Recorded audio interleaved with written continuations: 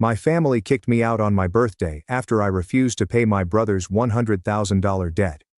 So I walked away, blew up their reputation with one email.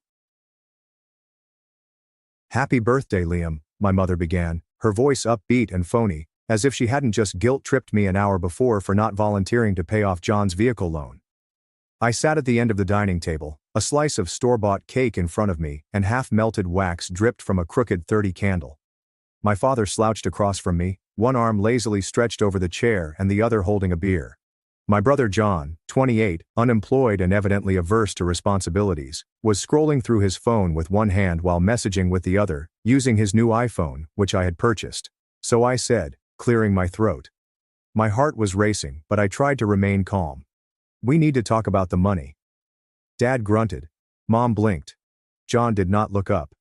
"I can't keep covering everything," I admitted. "I'm trying to build a future for myself. I've been paying the mortgage here, covering utilities, groceries. I paid off John's second DUI fine last year. I need to cut back." John looked up. "You're acting like it's charity." I stared at him. "It is." He laughed. "Wow, okay then." Dad leaned forward, eyes furrowed as if I had just offended the Pope. "Then start with your brother's six-figure debt. That's the real issue, isn't it?" Mom gave him a sideways look, as if she wished he hadn't said it aloud. John became quite still. "I'm not paying that," I replied quietly. "That's not my responsibility." The room got frigid. Nobody moved. Dad leaned back, his lips twisting into a scowl. "Well," she replied, "guess we know where you stand." When I returned from work the next day, my belongings, including my clothes, books, tools, and the laptop I used to freelance, were neatly arranged on the porch. The locks had changed. There was a note pinned to the door. "Consider what you done." That is all it said. I remained there for quite some time, marveling at my mother's handwriting, which was crisp, exact, and unmistakable. I did not knock. I did not yell. I did not cry. I took a big breath, grabbed my stuff, and walked away. I then scheduled the message. The following morning, everything changed. To understand how we ended up with a birthday eviction and a note that felt like a slap, you have to go back 10 years. I was 20 years old when John totaled his first car. Of course they were drunk. Mom cried. Dad screamed. And I, the golden oldest son with a steady job and no record, paid the tow fee and gave him a $3,000 loan for repairs. He never repaid it. It was supposed to be a one-time occurrence, but it somehow established a pattern. When John dropped out of college, it was my responsibility for not assisting him with his studies. When he lost 3 jobs in a year, I received a lesson on how some people simply struggle more. When he overdrafted his account, Mom would call me, soft and guilt-ridden. "Liam, sweetheart, he's your brother. Can't you just cover it this once?" I always did. I paid the rent when John was evicted. I paid the insurance for his car, which he drove to parties while I walked to work. I bought groceries, paid our parents' property taxes when they fell behind, and still managed to pay for night classes to earn my electrical system certification. All the while, John spent his days in the basement, working on music and doing nothing productive. What is the worst part? He did not even pretend to be grateful. He acted as if it was owed to him. "Liam's doing great," he'd add, waving his hand as if I were a faceless ATM. "He's got it. That's what big brothers are for." My parents ate it up. I could have moved out. But every time I mentioned it, Mom would get teary-eyed and say, "This house only feels like a home with you in it." Dad would remark, "Don't be dramatic," and remind me that I only paid a percentage of the costs, such as the phone plan, which wasn't enough. "What about John?" He'd smirk and say, "Why leave when you've got it so good?" Yes, I had it nice. I was working 60-hour weeks and barely seeing daylight, while my brother borrowed money from me to buy new headphones. I was skipping lunch to save money, while Dad used my paycheck to repair the air conditioner and encouraged me to be thankful I didn't have to deal with a landlord. It all boiled over 2 months before my birthday. I had just gotten home from a 14-hour shift when I saw John preparing a party. My gaming PC, which I had built piece by piece over 5 years, was set up in the living room and connected to his sound system. His friends had passed out on the couch. Beer bottles cluttered the floor. My keyboard was sticky. I did not yell. I just unplugged everything and returned everything to my room. The next morning, Mom gave me a lecture. "You embarrassed him," she continued, her tone caustic. "His friends saw you storming around like a maniac." "They were using my stuff," I explained. It's not just your house, she retorted. Everything here is shared. The term shared struck me like a slap. Shared like the mortgage I paid, the groceries I purchased, and the electricity payment that physically came out of my account. That night, I reviewed my finances. I was really near. With just a few more months of savings, I'll be able to leave for good this time.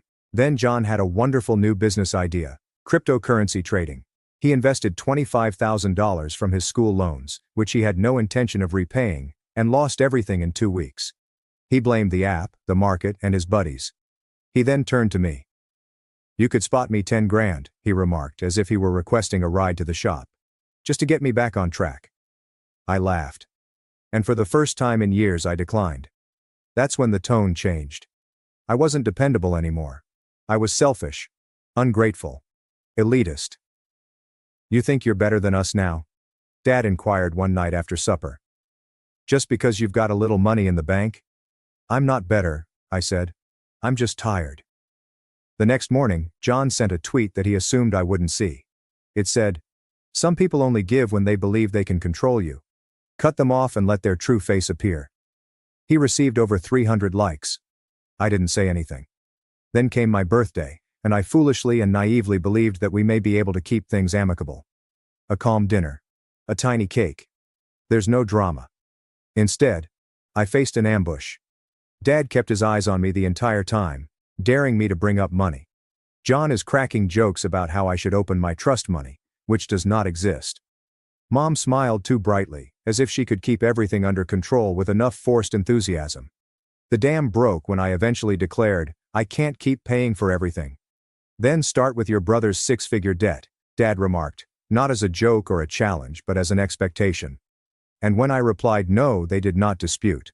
They simply threw me out like rubbish. But they made a mistake. They forgot who taught me to be silent, to be patient, to never react. This time, I had a plan. I did not respond to their note. I did not knock. I did not text. Did not cry. I just scooped up my things, threw what I could into the back seat of my old Toyota, and drove to the cheapest motel I could find. One of those wayside motels where the air smelled like cigarettes and the vending machine ate your money without hesitation. I sat at the edge of the bed, the note still crumpled in my fist. "Consider what you did." I did. I thought long and hard. Then I scheduled the message. See, throughout the years, I've learned a few things, one of which is that each family has its own tale, or folklore that they tell themselves. Ours went like this. Liam is dependable. Liam is always helpful. Liam always shows up. And because he always shows up, we can do whatever we like. They had no idea I'd been recording everything for the past 2 years, including every Venmo request, invoice, transfer, every time I helped someone out. I saved the receipt. Every passive-aggressive message, every guilt trip, every time they stated, "You're being dramatic," when I begged for boundaries was recorded, saved, and dated. Then there was the letter I wrote months ago, before my birthday, when I first considered leaving. It was not a farewell letter. It was a confession about everything. How I paid off my second mortgage without informing them since the bank called me, not them. How I discovered John had stolen my identity to apply for a $15,000 personal loan, which was denied, thank God, but the inquiry remained on my credit report. How my parents knew and advised me not to seek charges. "Family sticks together," they remarked. I was stuck. Until I did not. That morning, after I was kicked out of the house I had paid for, I hit send. I didn't simply send it to them. I forwarded it to our entire family. My godmother in Tampa, Uncle Rob in New Jersey, my mother's relatives, my father's siblings, their church group, and everyone else. Along with the receipts, screenshots, bank records, text messaging, vocal recordings, everything is properly ordered. I even attached a spreadsheet titled, "What Liam Actually Paid For." It became viral within our family in less than an hour. By lunchtime, my phone had 26 missed calls from Mom and 8 from Dad. John did not call. He sent one text message. "You didn't have to do that." It was frigid. I didn't respond. At 12:37 p.m., my Aunt Sylvia, whom I hadn't seen in years, sent me this message. "Good for you. I've always known they were using you. I'm proud of you, honey." Then came the fallout. Apparently, my parents' reputation in their small suburban bubble meant more to them than I realized. The picture of the ideal, close-knit, morally upright family was destroyed. People began asking questions. Why was Liam paying the bills while John was on vacation? Why did the note on the door resemble something from a Lifetime movie? Why did John get new headphones, footwear and tattoos while unemployed? Why did Liam reside in the basement as if he were a tenant, despite paying for everything? Dad tried spinning it. We were giving him structure, he informed a relative. It was all agreed upon. Wrong move. I had attached a recording from the night they kicked me out. I'd been recording with my phone, which I had placed into my jacket pocket before supper. The voice note was very clear. Dad. Then start with your brother's debts. Me. I am not paying that. Dad. Now get out. Mom. Consider what you did. They could not spin that. The kicker? I also reported a stolen identity case. I'd let it slide the first time. No more. When the police arrived at the house to question John about the bogus loan attempt, things became heated. A neighbor captured everything on video. Angry voices, a slammed door, and John ranting something about how he deserved a break. Someone, perhaps my mother, yelled, "We told you not to make this worse." That clip was shared on the local neighborhood Facebook group, and just like that, the family that used to gossip about other people's dramas became front-page news. I didn't see it happen. I was too busy moving into my new downtown apartment, a one-bedroom above a flower shop. Quiet. Sunlight in the morning. A kitchen that did not smell of previous disputes. I paid the deposit with money that I should have saved all along. That night, I sat on the couch with no TV, only my laptop and some takeout, and watched the madness develop from afar. They tried calling me again. Dozens of times. When I did not respond, Mom showed up at my workplace. She waited in the lobby, her eyes red, carrying a Tupperware of my favorite dish as if it had been used for years. I met her outside. She opened her mouth, but I interrupted her. "I'm not coming back," I explained. "Calm, even cold, Liam," she murmured. "You're tearing this family apart." I laughed. "No," I replied. "I just stopped holding it together." She flinched.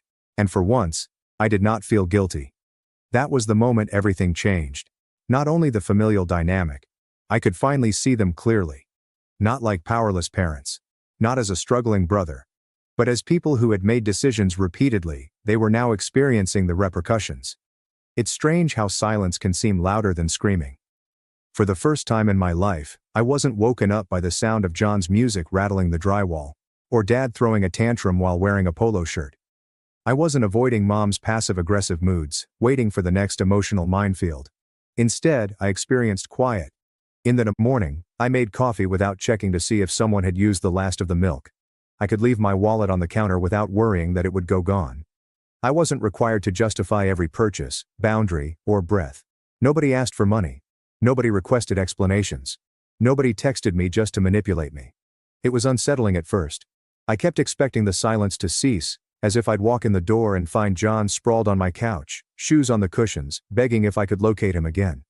But they never arrived. The calls did not stop at first. Mom left lengthy voicemails, her voice weak and laced with guilt. "Liam, this isn't you. You've always been the strong one, the helper. Please don't let pride ruin our family." Dad sent only one text message. "You should be proud of yourself." I did not respond. Eventually the communications slowed and ceased. 3 weeks after moving out, I received a letter. Handwritten. From John. It was surprisingly brief. "I am aware that I made a mistake. I was only doing what they always allowed me to do. But now everything has turned against me. Mom and Dad are in a mess. Nobody talks to us anymore. You blew everything apart. I hope it was worth it. No apologies. Only blame." That explained all I needed to know. I didn't respond. Instead, I set to work restoring what they attempted to take from me. I signed up for a coding boot camp, which I'd wanted to do for years but had put off because, "We need help with the bills this month." I began freelancing in the evenings, saving for the future I desired, not the one they forced me to fund. I found genuine friends. People who asked for nothing except honesty. People who were more concerned with who I was than with how much money I made. I joined a local climbing gym. I rediscovered my affinity for movement and risk. For pushing myself on my own terms. Not hauling people who refused to move. Therapy was also helpful. It turns out that years of being the fixer leave unseen marks. My therapist referred to it as parentification, which occurs when a youngster is expected to act emotionally and financially like an adult. She helped me realize that I was never selfish. I was fatigued. Meanwhile, in the old house, they imploded. Mom needed to go back to work. She despised it. She'd spent the last decade playing home manager with someone else's money. Mine. Dad began drinking more. He apparently got into a heated argument with a neighbor who inquired about Liam's circumstances. According to what I've heard, John has finally landed a job at the gas station. It lasted for 6 days. He then blamed the manager, as he always does. Extended relatives withdrew. They had seen too much. I heard too much. The evidence did not support the myth of our happy little family, and I didn't care.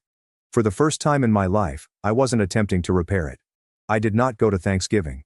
I spent it with a friend's family, who joked at the dinner table rather than walking on eggshells. I brought pies. They called me family, and they meant it. At Christmas, I received a card from my godmother. Inside was a brief note. You deserved better. And you finally claimed it. I am proud of you. I sobbed while reading it. Not because I was sad, because for the first time, I felt understood. You know what happens after you start fire? In your previous life? Nothing. There are no big explosions. No last-minute reconciliations. Just silence. And it is the most beautiful thing I have ever heard. For the first time in 3 decades, my phone did not ring with guilt-inducing texts or last-minute money pleas. There were no urgent calls about John losing his license, Dad needing help with his taxes, or Mom crying because we no longer feel like a family. They expected me to crawl back. They always have. They assumed I'd feel guilty. They expected me to feel alone. But this is what happened. I felt free. I could breathe. I could stand in my own space, which I had paid for, furnished and cleaned, without fear of someone stealing my food, taking my keys, or threatening my future. I'd been carrying my family on my shoulders for so long that I forgot how it felt to walk erect. To live for oneself. To be unnecessary. They used to refer to me as the family's backbone. No, I was the fuse. And now that I'm gone, the fire they kindled around me can only spread back to them. 2 months after the incident, I ran into John. Of course, it was in a petrol station. He was behind the counter with a crooked name tag. Eyes are sunken. He still had that phony swagger, but it looked worn out, like a poor imitation of a better version of himself. Liam, he answered, smirked. Didn't expect to see you in town? I just nodded. He leaned in. You know you really screwed things up for them, right? I blinked. You mean when I stopped paying your debt? He shrugged. They're still dealing with the fallout. You really made a mess. I looked him dead in the eyes. You're mistaking me cleaning up my life for ruining yours. Then I paid for my gas and left him gaping at the door, as if he couldn't believe the ATM had walked away. He still doesn't understand it. Neither of them do. Because people like John do not learn from the repercussions. Not till the funds run out. The spotlight fades. And I'm not going to remain around to see how that lesson plays out. Here's what no one tells you about leaving a dysfunctional family. The distance is not what hurts. It is the understanding that you have never been loved unconditionally. You were useful. Valued for your silence, sacrifice, and bank account. But love without respect is not love. It is leverage. So, when people ask, would you ever speak to them again? I do not hesitate. Because I finally value myself more than their approval. I used to want their affirmation as much as oxygen. Every good grade, every promotion, every loan I repaid. A fervent hope that this time they would notice me. However, they only saw what I could do for them. Never knew who I was beneath it. I now see myself. A man paid off 3 mortgages that were not his. A man stayed up late to tutor his brother, who never tried. A man who kept the lights on in a home that always made him feel like a visitor. And finally, a man declared, no more. I created a new life from the ground up. This time, the basis is not based on guilt or responsibility. It is serene. It is a decision. It is my. I spend my weekends hiking, reading, and attending classes. I'm learning photography, which I've been putting off for years due to other pressing financial obligations. I'm dating someone who does not need saving. Who asks about my day. Who doesn't call me selfish for setting boundaries. Sometimes late at night, I lie in bed and reminisce about the youngster I used to be. The one who walked gingerly through his own home. Who handed over his paycheck in a ritualistic manner. who believed that if he worked hard enough, they would love him the proper way. And I whisper, you got out. You made it. You don't owe them silence anymore. Let them chatter. Allow them to twist the story. Let them label me ungrateful, theatrical, and cold. Because here's the truth they'll never speak in public. Without me, their system failed. Their falsehoods were ineffective without me. Without me, the truth eventually emerged. Loud. Raw. Undeniable. And I didn't even need to yell. I just walked away. And occasionally, the quietest act of disobedience is keeping the door locked.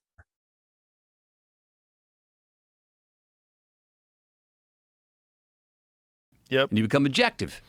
Yeah, we And you all trip, love or you watching get caught. someone do something where we know they're in the zone, right? Like where someone runs in for a layup and it's like the most beautiful movements, avoiding the defenders, up in the air, drops the ball in, and we're like, wow. Right. When we see someone just hit the zone, we see it in a fight. When we see someone just flow, we see someone flowing like, wow, Right. he's feeling it. You know, whoa, Yeah. she's locked in. We love that because we know that it's somewhere in ourselves. And maybe at one point in your life you experienced it. You might have been playing mini golf or something. Like at one point in your life, you're like, I think I felt a little Right. bit of that. Right. How much do you think preparation has to do with the freedom to adapt and flow once you're in the game? A lot. A lot. A lot. Yeah, almost everything. If you're not prepared, your ability to adjust is very limited. Yeah. You have to be fully prepared and then let it flow. But you have to like really, really have all your bases covered just so that you don't have anxiety Yeah. of I could have done more. Yeah. That is a big issue with fighters. We see fighters towards the end of their career. There's a thing that happens when fighters realize they're probably never going to be champion and they're just doing it for a paycheck. And, you know, you see sometimes they'll show up and they look a little soft Yeah. and you're like, and you see a little fear in their eyes because they know they really are not focused. They're really not dialed in. But this is what they're doing for a paycheck now. Yeah. And it's not good. Right. Because the other guy on the other side of the octagon is the opposite. He's that guy's dialed in. Yeah. Maybe he's only like 25 and he's like coming into his prime and you're a stepping stone for him. And it's like, ooh. And the problem and fear of that is what? Getting actually really injured? Sure. More so than if you were 100%. dialed yourself. You'll definitely take shots you wouldn't take. Okay. And then you don't have the endurance to keep up a pace. Yep. Right? Because you like to get to the shape that you have to be able to compete in a 5-round MMA fight, it's almost impossible to maintain. Like Chael Sonnen's talked about this extensively. It's like you can't keep it up. It's not like a level of conditioning that you can keep up all year round. You have to peak to it where you're like your body's barely hanging on, and then you coast the last week to allow yourself to like recover, and you're just kind of going through movements the last few days, and then on Saturday under the bright lights you are at 100% capacity. I mean, they've been monitoring your fucking heart rate and checking your resting heart rate and checking your blood and your heart rate variability and what your nutrient levels at. You're fucking finely tuned. Get in there and go. That Saturday night. And if you didn't cover any of those bases, you're going to know. Right. The back of your head, you're going to know. Like, I'm going to give it my best, but boy, I don't have a big gas tank, and I could have trained harder. And I get so damn excited about this. This seems like this the blind spot that still is there to be taken advantage of for preparing for peak performance. Darrell Royal, coach of the University of Texas, that won a couple of national championships here at Texas, had always said, if you got 12 games in the year, you can expect for your team to be at peak performance level 2 Saturdays out of 12. You want to make sure that those 2 Saturdays are against the toughest teams. You want to make sure that the other ones where they're like, okay, they